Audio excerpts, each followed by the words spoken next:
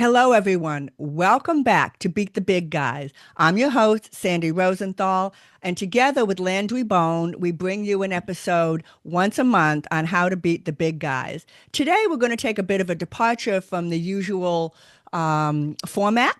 Today, I have two guests with me that are actually guests from another podcast, and I'll tell you all about that in a moment. But their names are Mr. Rudy Vorcapic and Mr. Stuart Loeb. Hello, gentlemen. Good Hello. day, Sandy. So generally, I interview a guest who has beaten the big guys in some form or fashion. But today, we're going to have a conversation between the three of us on a topic that I'm certain is going to be very interesting to all of you, and that is how the U.S. Army Corps of Engineers this past weekend released 2 billion gallons of water into the state of California. And we'll be talking all about that in just a minute. But first, I want to tell you just a little bit more about my guest today. Mr. Rudy Vorcapic is originally from Chicago, and he moved to New Orleans a year before Hurricane Katrina and started up a satirical newspaper called The Levee with the motto, "We hold nothing back." It was the first newspaper of record to begin to say in writing that it was the Army Corps of Engineers that is responsible for the flooding of New Orleans, not the local people, not the storm, and certainly not the geography of the city of New Orleans. So thank you, Mr. Rudy Vorcapic, for that. Also joining me today is Mr. Stuart Loeb, an engineer who followed levee.org and the satirical The Levee and became extremely motivated to become educated and knowledgeable about all things Levee and Army Corps of Engineers ever since. So thank you for joining us, Mr. Stuart Loeb. Thank you. So Thank we're you. going to start today's conversation. Restarting, Landry. Today we're going to talk about a subject that I'm still in shock that it even happened in the first place. And that is because of an executive order by the commander in chief, 2 billion gallons of precious water was released in the state of California a few days ago, about 5 days ago. And we're going to be talking all about that release of water into the state of California, what it means, how it happened, and going forward, what we're going to do about that. So why don't we start with you, Stuart, on that event, please? Sure. I don't have to put my glasses on here. Stephen Colbert can wear glasses on here, so can I. All right.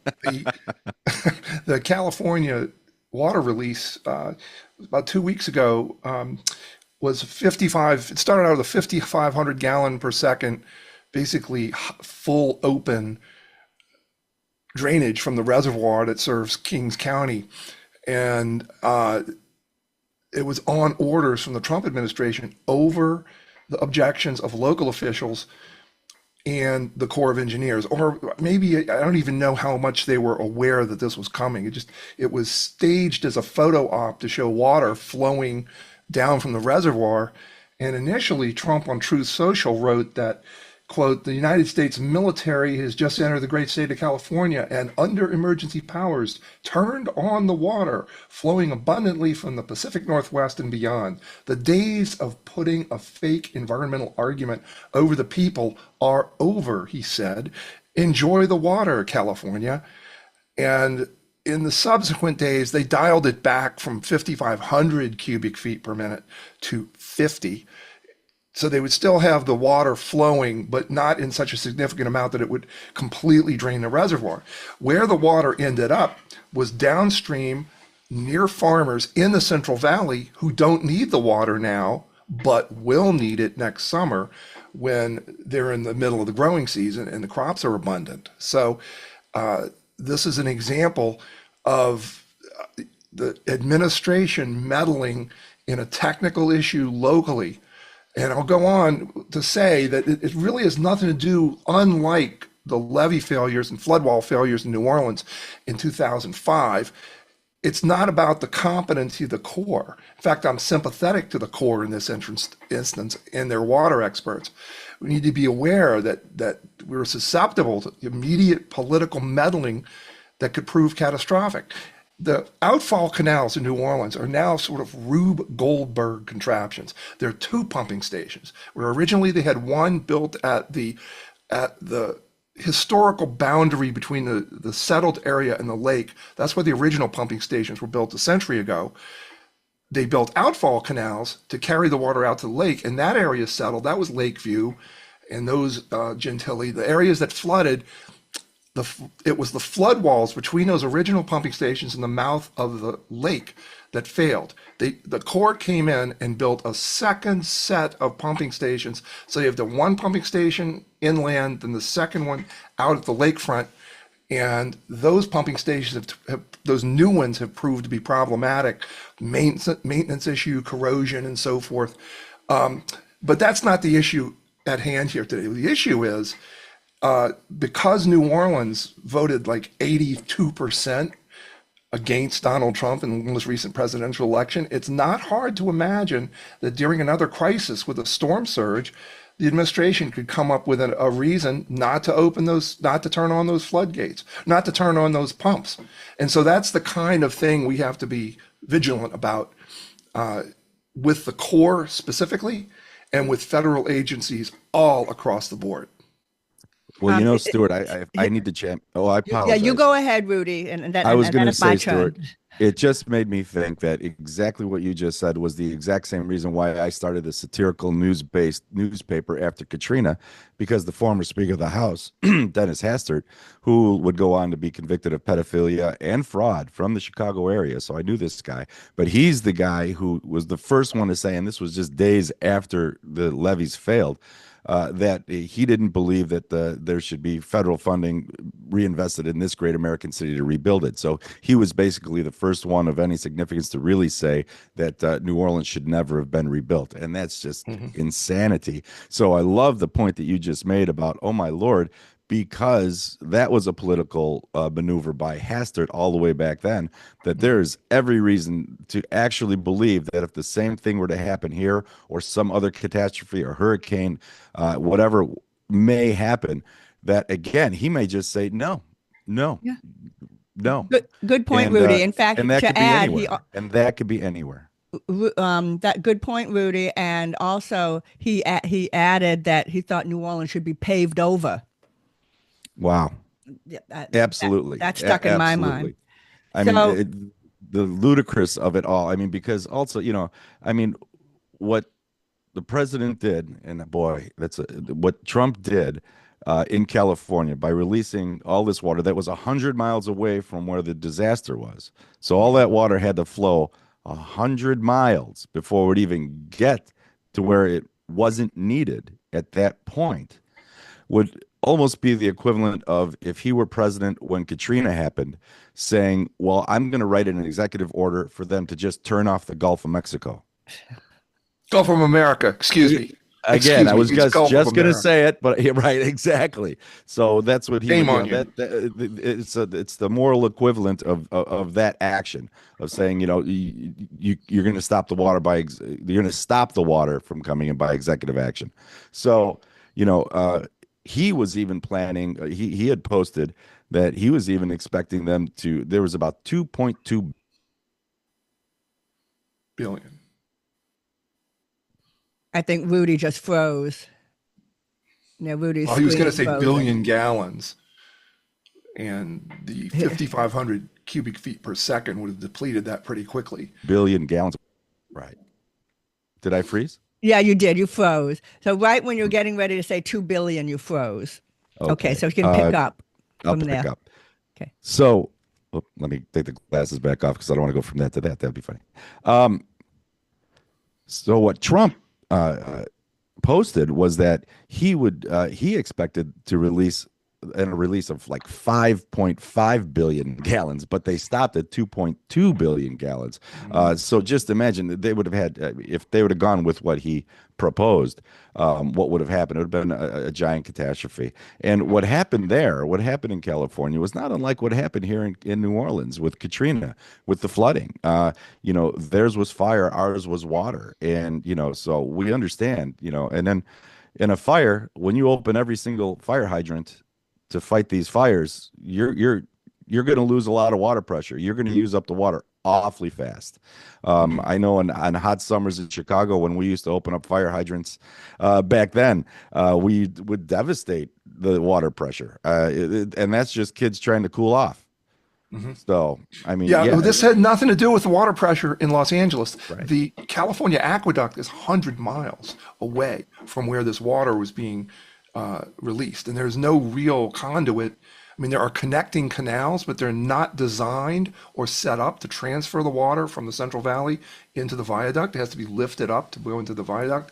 So that the water was never going to reach California. And one chilling reminder, or this sort of served as a chilling reminder of those days after the flood walls failed, when we were wondering, where is the National Guard? Where is FEMA? Back in the Bush administration, we later learned that Karl Rove, they were dragging their feet on this. They weren't in any big hurry to get relief into New Orleans until days after the event, while people were dying at the convention center and in the Superdome. So and that was, arguably incompetence, not necessarily. They were favoring our public perception over actually doing the right thing. This administration, it has no such compunction, it seems like. So I just worry about, should there be another disaster here or anywhere like this? I mean, they already are saying that California, the Trump administration specifically, is saying California has to change, and our own Mike Johnson from Louisiana are putting conditions on federal aid Yes. for a disaster where they want to make political concessions part of the reality. If you want aid, you play by our rules. And no such thing was ever done like that in Katrina, like he suggested that was done. There's no such thing. It's been looked up, it's been studied, and our memories, we remember there was no such thing. And of course, in no way should there be, because when a community is wiped out for whatever reason, whether it be New Orleans, whether it be the Palisades, whether it be Asheville, North Carolina, which never saw anything like this coming, never expected it whatsoever, whether it be New Jersey, no matter where it is, when these things happen, this is what government is supposed to be there for. No one wants to have to depend on the government. You don't want to have to do that, because that is always your last option, of course. But if something does happen like that, and you have no choice, you don't have time. You don't have time for them to make political decisions, because you are living literally day to day, hour to hour, minute to minute, and you don't know what's going to happen next. And that uncertainty can be terrifying, truly Yes. terrifying. And so, Stuart, if I may, Rudy, yes, please. Stuart, to add on to what you mentioned earlier about immediately after the flooding and how the federal government appeared to be dragging its feet, and they complained, well, they couldn't get to the city, but meanwhile, CNN got here and Walmart got here, but the federal government couldn't get here and didn't get here for days later. There was an incompetency element, and that was FEMA. FEMA was incompetent, no questions. Even FEMA admits it after the fact that they were incompetent. But I'm really glad that you brought that up about the foot dragging that, and I'm sure books are written on the subject, could well have been intentional. For the viewers out there, if you go search for the Michael Chertoff interview split screen with the folks on the roof waving with help spelled out on the rooftop, that went out live over CNN, and I was watching when that happened in Florida as an evacuee. So there's definitely some history on YouTube about this. Early videos, yes, from 20 years ago, the early days of YouTube. So it's worthwhile to go back and take a look at those. I'm not so sure. When I'm not so sure. I am sure. You're right. Absolutely right, Sandy. I completely agree with you about FEMA. I'm not sure though that the country itself had ever seen anything like Katrina happen before, though. So in the mad scrambling, perhaps to to get a grasp of it, they were completely incompetent in understanding what could happen in any kind of giant disaster in which an entire community is inundated. Hmm. But that's their job, though, too. But then, given the expertise that they learned from, there you go. I'm Given holding the up a book to expertise, support what you're saying, Rudy. For those of you who can't see it, it's a book by Michael Block and Robert Block and Christopher Cooper with the Washington Post called "Disaster: Hurricane Katrina and the Failure of Homeland Security," and they detail, as journalists do, bit by bit,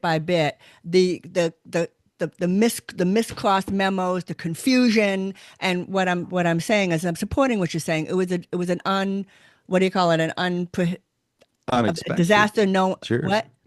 I was just going with unexpected. Unexpected disaster. They didn't know what to Yeah. do.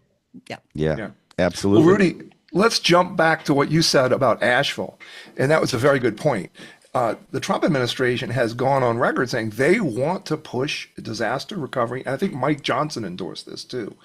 They want to push disaster recovery back down to the To the states. Now, states. It's going to get into understand the that. arguments for education and for regulating barbers and all those types of things that really ought to happen at the state level. But the one thing you cannot do at a state level is respond to something on the scale of Asheville, North Carolina, that whole actually Western North Carolina. That entire scenario is exactly why you have a United States where we all are ready to help people out. Same with Houston with their flooding. The same with the Florida Gulf Coast with Michael. Was it? It was Michael wiped out Mexico Beach and lots of the coast. It all requires a national effort. And to say, oh, we're going to push that down to the states. Right. These are catastrophic events that cannot be supported by the states. That would be like saying flood insurance needs to be added to your homeowners. Whereas when you flood, it's because the whole city flooded or your whole neighborhood flooded, not just your basement. So if we can talk just for a minute about how this even And happened. what I was saying, Yeah, you go first, and then it's my turn. I just wanted to say very quickly, to again add on to what I think our collective point is that, when I was talking about FEMA and not giving them a break because they should have, had a plan, at least if a community is inundated. But what they learned from Katrina, I don't know if you know, Rudy, but you're frozen again. What they learned from FEMA. I guess we just wait here and we could edit this Okay, out till he so comes back. Rudy, yeah, I guess we'll wait for him to come back, and then we'll see what we learned from FEMA. I think that's what we got last.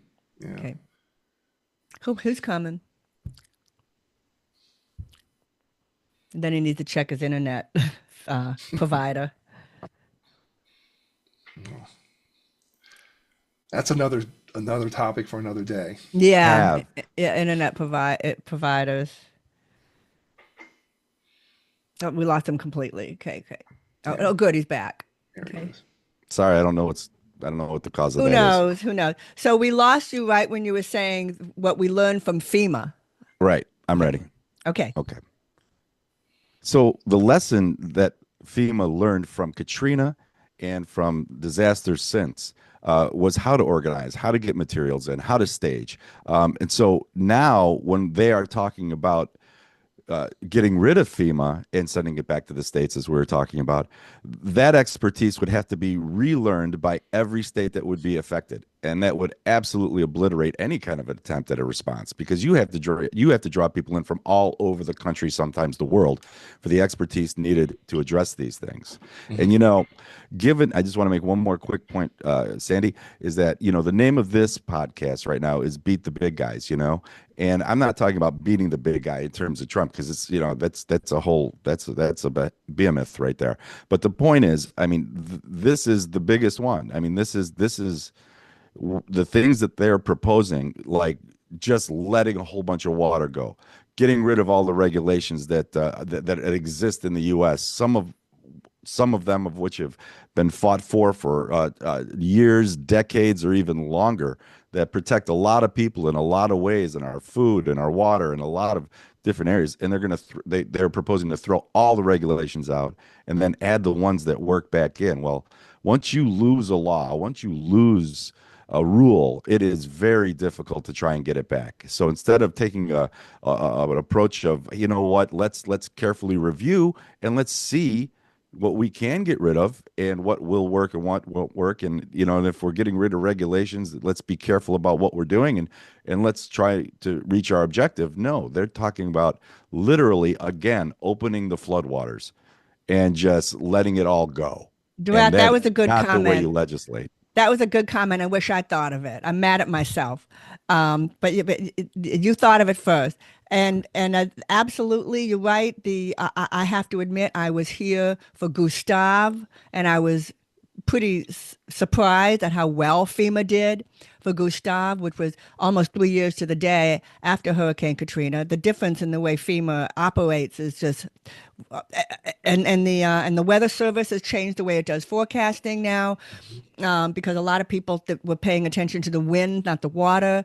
And we could go on and on. That's a whole nother episode on changes that have been made, because the fact of the matter is the flooding of New Orleans during Hurricane Katrina and the levee failures was the poster child.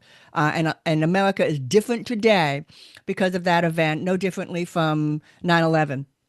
I'm going to Still go well said. ahead because it really is important to talk about how this even happened in the first place. That the Army Corps of Engineers, which is the most intractable agency in the country, every president since I think Eisenhower has bitterly complained of how intractable and immovable the Army Corps of Engineers is. It moves at a glacial pace, and no one tells the Corps what to do. Nobody. And I'm was in shock that the Corps actually did the bidding of the commander in chief. So I've looked at this more carefully. There's only been two times, to my knowledge, that anybody told the Corps what to do. Twice, and one of those times was an actual ragtag group of conservationists who were all up in arms when the Army Corps of Engineers wanted to build these massive peripheral gates between at the Wrigley's. And for those of you who don't know that, that's between the state of New Orleans and Mississippi, and to stop the Gulf of Mexico from coming into the city. Well, this ragtag bunch, led by a young attorney named Luke Fontana, noticed that the environmental statement was only 4 typewritten pages. Anyone that knows anything about the way this works now, these are hundreds of thousands of pages, 4 typewritten pages, probably double spaced.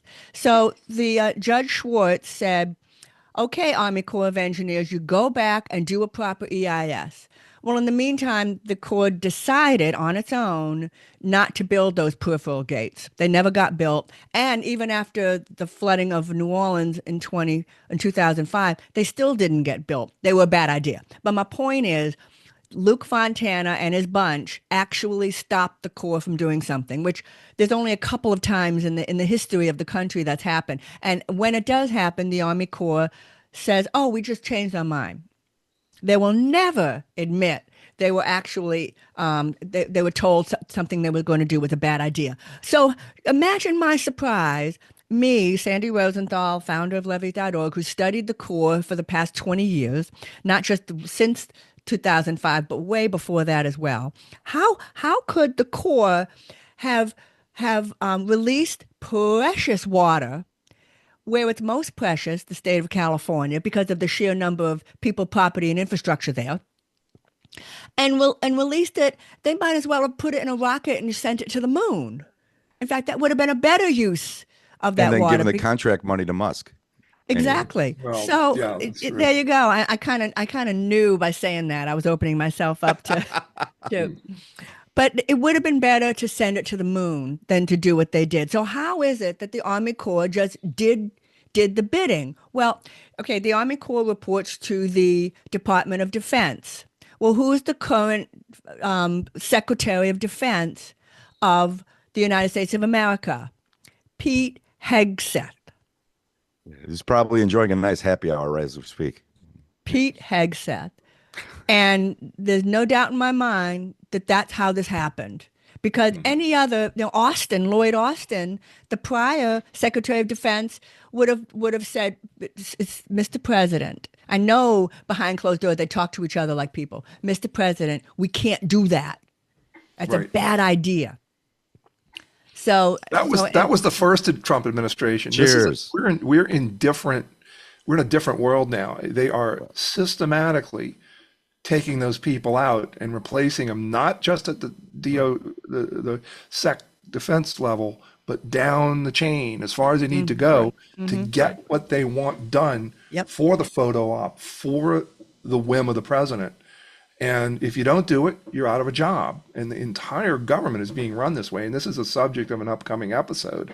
But that's the difference between having the adults in the room, which is what everyone was reassuring us back in 2016, 2017. That things aren't that bad. Now they're that bad.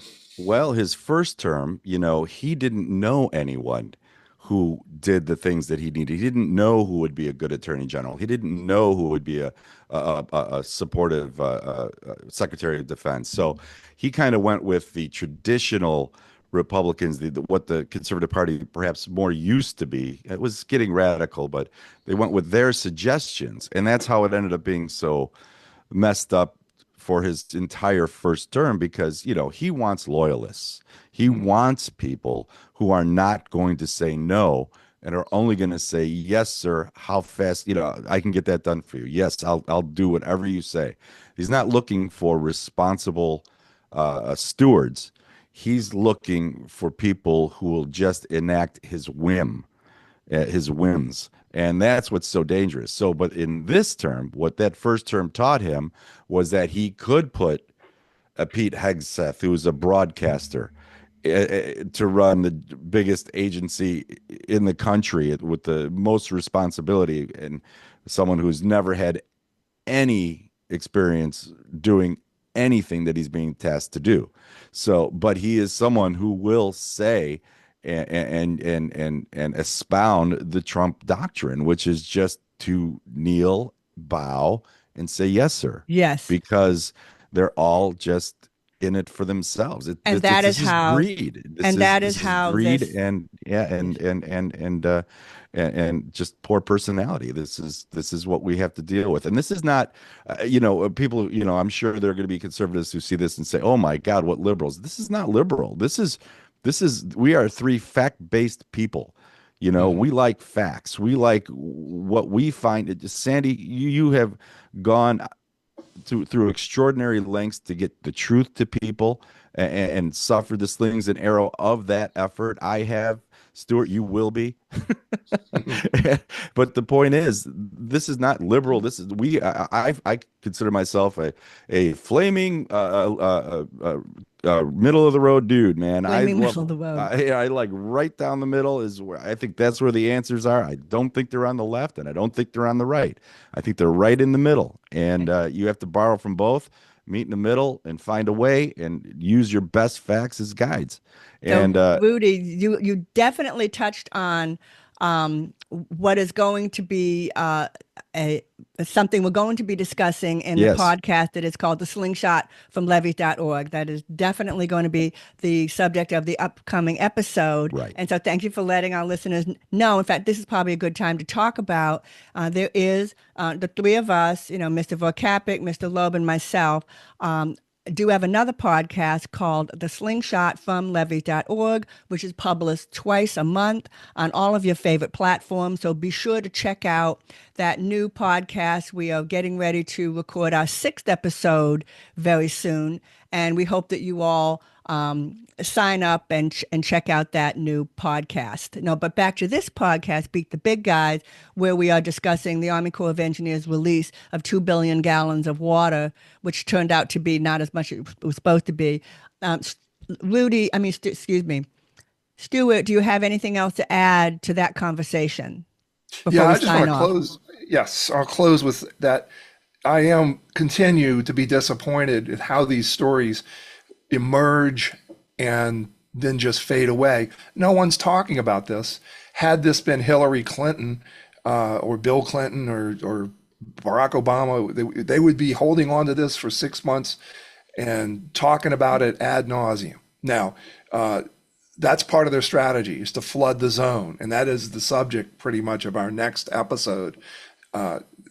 How our attention we're continually being diverted like the water in California, if you pardon the pun, away from one story to the next, and that's how they are accomplishing the chaos that they want to accomplish.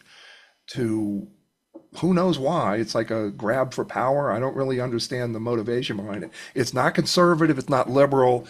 There's something else at foot here. So we'll get to that next time. I think that's a great thought to leave us with. Nothing's a sure thing, but at least we're still here and we can still talk about it. And by talking about something, you make things happen. So For now. for now, Rudy, is there anything else you want to add before we sign off You on know, I have to, beat the big guys?